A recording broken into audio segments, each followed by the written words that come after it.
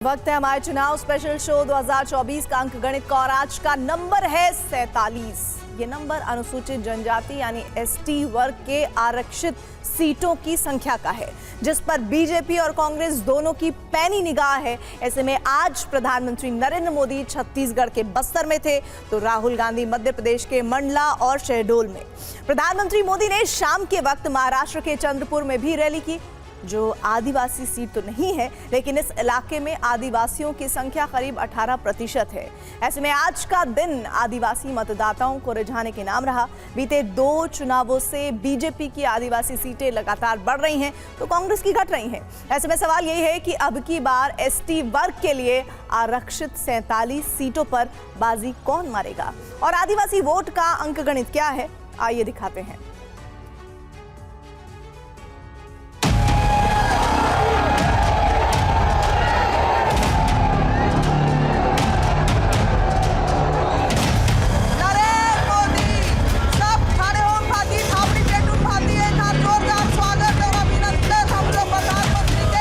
जनजातीय समाज हमेशा भाजपा की प्राथमिकता रही है। जिस आदिवासी समाज का हमेशा कांग्रेस ने तिरस्कार किया, उसी आदिवासी समाज की बेटी आज देश की राष्ट्रपति है।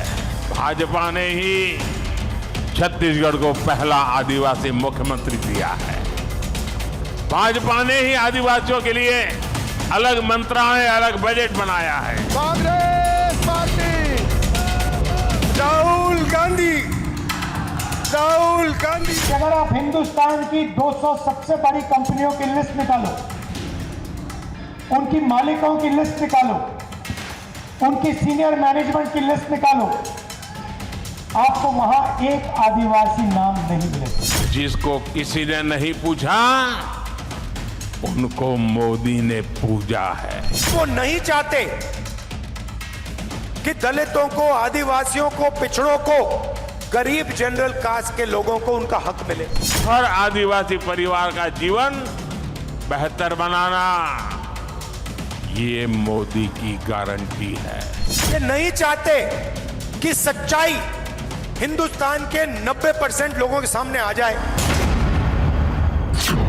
लोकसभा की 543 सीटों में 47 अनुसूचित जनजाति के लिए आरक्षित है, जो 2024 के चुनाव में गेम चेंजर साबित हो सकती है।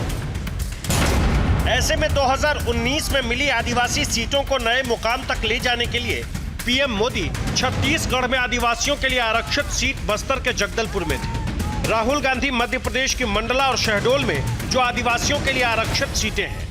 प्रधानमंत्री ने महाराष्ट्र के चंद्रपुर में भी चुनावी रैली की, जो अनुसूचित जनजाति के लिए आरक्षित तो नहीं है लेकिन यहाँ आदिवासी आबादी 18% के करीब है, जो देश की औसत आदिवासी आबादी से 2 गुनी है।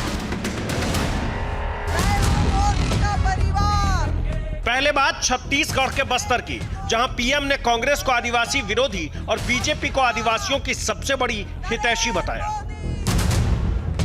जनजातीय समाज हमेशा भाजपा की प्राथमिकता रही है। जिस आदिवासी समाज का हमेशा कांग्रेस ने तिरस्कार किया, उसी आदिवासी समाज की बेटी आज देश की राष्ट्रपति है। भाजपा ने ही छत्तीसगढ़ को पहला आदिवासी मुख्यमंत्री दिया है। भाजपा ने ही आदिवासियों के लिए अलग मंत्रालय, अलग बजट बनाया है। राहुल गांधी ने इस पर कैसे बीजेपी को जवाब दिया, आपको दिखाएंगे। अभी आप बस्तर और छत्तीसगढ़ का 2019 वाला अंकगणित देखिए। 11 लोकसभा सीटों वाले छत्तीसगढ़ में पिछली बार बीजेपी को 51% वोट और 9 सीटें मिली, तो कांग्रेस को 41% वोट और 2 सीटें। 2019 में छत्तीसगढ़ की जो 2 सीटें बीजेपी हार गई, वो थी बस्तर और कोरबा। इसमें से बस्तर आदिवासियों के लिए आरक्षित है। बस्तर सीट पर कांग्रेस के दीपक बैज ने बीजेपी के बैदूराम कश्यप को करीब 39,000 वोट से हराया था। इस बार यहां से बीजेपी के महेश कश्यप और कांग्रेस के कवासी लखमा में मुकाबला है, जबकि कोरबा सीट पर कांग्रेस के ज्योत्सना महंत ने बीजेपी के ज्योतिनंद दुबे को करीब 26,000 वोट से हराया था।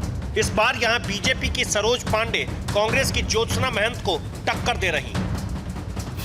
ज्योत्सना महंत छत्तीसगढ़ विधानसभा में विपक्ष के नेता चरणदास महंत की पत्नी हैं, जिन्होंने हाल ही में प्रधानमंत्री नरेंद्र मोदी पर विवादास्पद बयान दिया। विवाद बढ़ा, बीजेपी ने चुनाव आयोग से शिकायत की तो चरणदास महंत ने बयान पर अफसोस जताया और तिल को ताड़ बनाने का आरोप बीजेपी पर लगा दिया। प्रधानमंत्री ने जगदलपुर की रैली में भी चरणदास महंत के उस बयान का जिक्र किया। छत्तीसगढ़ में कांग्रेस के भ्रष्टाचार पर आज कड़ी कार्रवाई हो रही है। यहां के युवाओं को जिन्होंने धोखा दिया है, उनकी तेजी से जांच चल रही है। हम नाराज होकर ये लाठी से मोदी का सिर फोड़ने की धमकी दे रहे हैं। मोदी गरीब का बेटा है, सिर ऊंचा रख करके चलता है।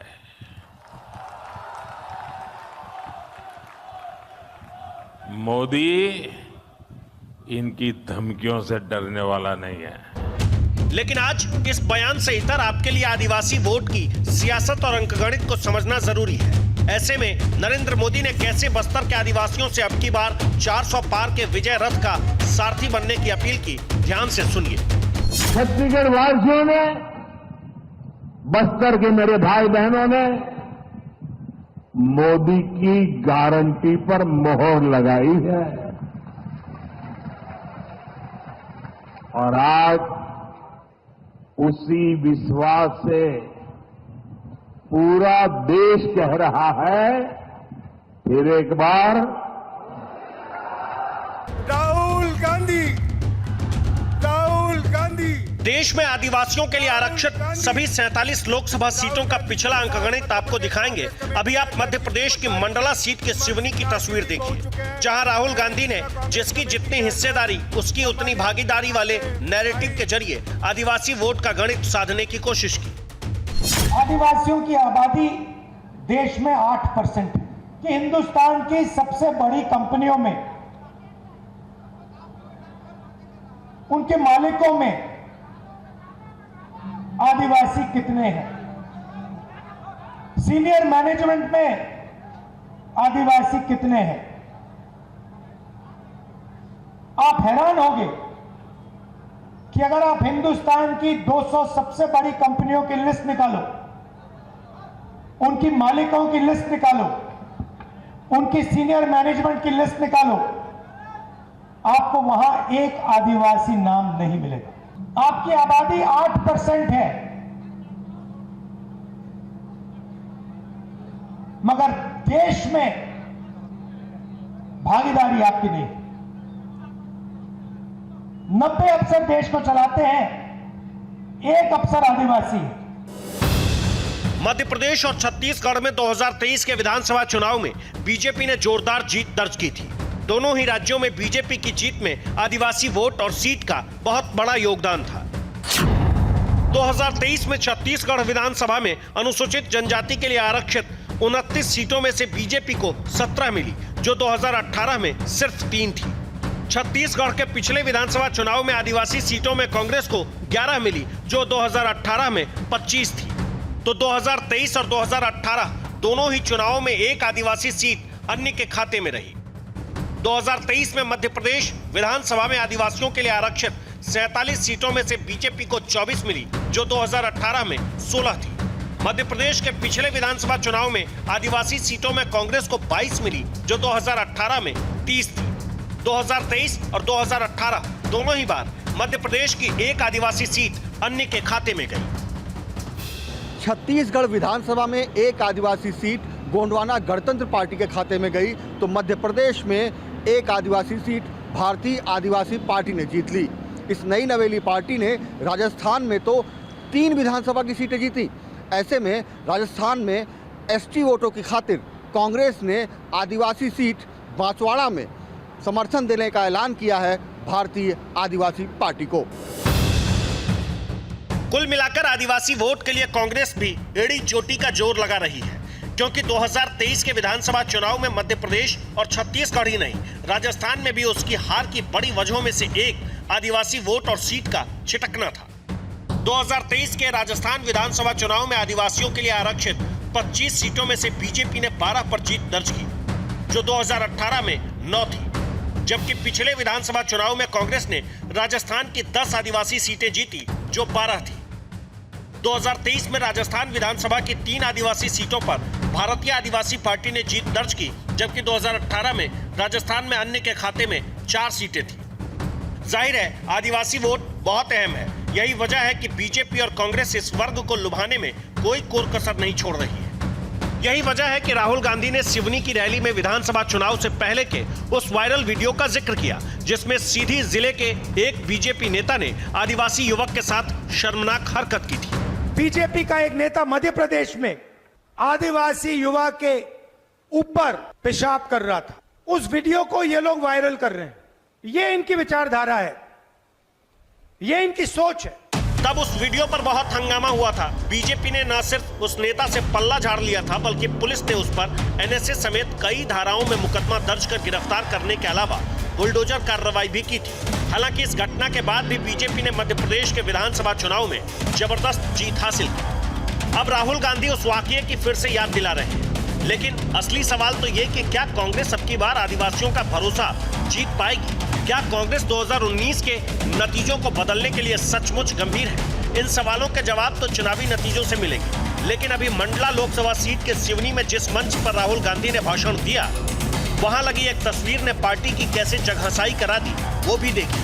मंच कांग्रेस का, लेकिन तस्वीर लग गई बीजेपी उम्मीदवार और केंद्रीय मंत्री फग्गन सिंह कुलस्ते की। गलती से कैमरे में कैद हो गई तो आनन फानन में उस पर पर्दा डालने की कोशिश हुई। कांग्रेस कितनी गंभीर है, ये गंभीरता रखे कि कम से कम जिस पार्टी के मंच से उनकी प्रत्याशी का फोटो लगना चाहिए, वो उनके फोटो के बजाय भाजपा के प्रत्याशी का लगा रहा है। तो ऐसा लग रहा है कि चुनाव के पहले ही हार मान ली क्या। मुझे ध्यान में आया मंडला में कि हमारे माननीय केंद्रीय मंत्री फग्गन सिंह कुलस्ते जी का कांग्रेस के मंच से जहां वो वोट की अपील करेंगे, हमारे प्रत्याशी का फोटो लगा रहे हैं। बाद में ध्यान में आता तो बाद में उसको कागजों से दबा रहे हैं। ये बीजेपी ने कांग्रेस की इस चूक पर सियासी चुटकी ली है, तो राहुल गांधी ने मोदी सरकार पर आदिवासियों की अनदेखी का आरोप लगाते हुए सियासी चोट की। नरेंद्र मोदी जी ने 22-25 लोगों का 16 लाख करोड़ रुपया कर्जा माफ किया है। आम आदमी से आप कहो कि भैया 16 लाख रुपए कितना होता है, वो आपको बता नहीं पाएगा। हिंदुस्तान के गरीब लोग कर्जा माफी मांगते हैं, किसान कर्जा माफी मांगते हैं, स्टूडेंट्स बैंक का कर्जा माफ करने की बात करते हैं। नरेंद्र मोदी कहते हैं नहीं। मगर हिंदुस्तान के अरबपति जिनके पास सब कुछ है, उनके लिए नरेंद्र मोदी जी ने 24 साल का मनरेगा माफ किया। तो अगर नरेंद्र मोदी जी अरबपतियों को पैसा दे सकते हैं,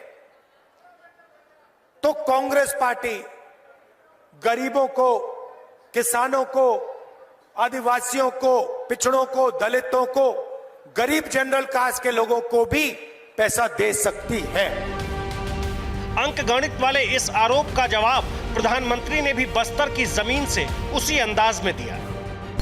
2014 से पहले लाखों करोड़ रुपए के घोटाले होते थे। कांग्रेस की सरकार में दिल्ली से 1 रुपया निकलता था और सिर्फ 15 पैसा गांव तक पहुंचता था। भाजपा सरकार ने अपने 10 साल में 34 लाख करोड़ रुपए, आंकड़ा याद रखिए, 34 लाख करोड़ रुपए सीधे लाभार्थियों के बैंक खाते में भेजे हैं।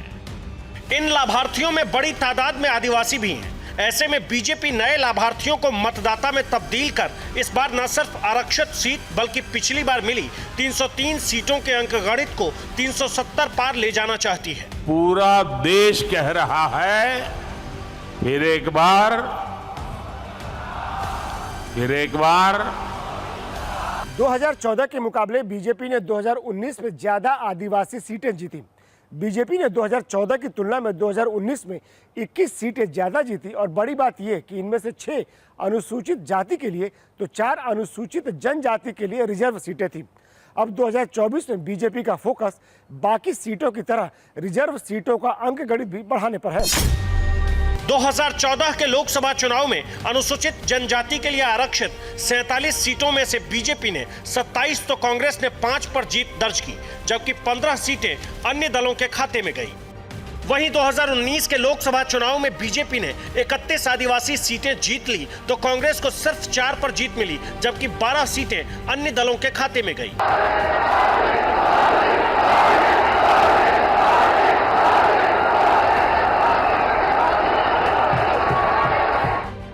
राहुल गांधी इस तस्वीर को बदलना चाहते हैं। यही वजह है उन्होंने मध्य प्रदेश में लोकसभा चुनाव के प्रचार की शुरुआत मध्य प्रदेश में एसटी वर्ग के लिए आरक्षित मंडला और शहडोल लोकसभा सीट से की।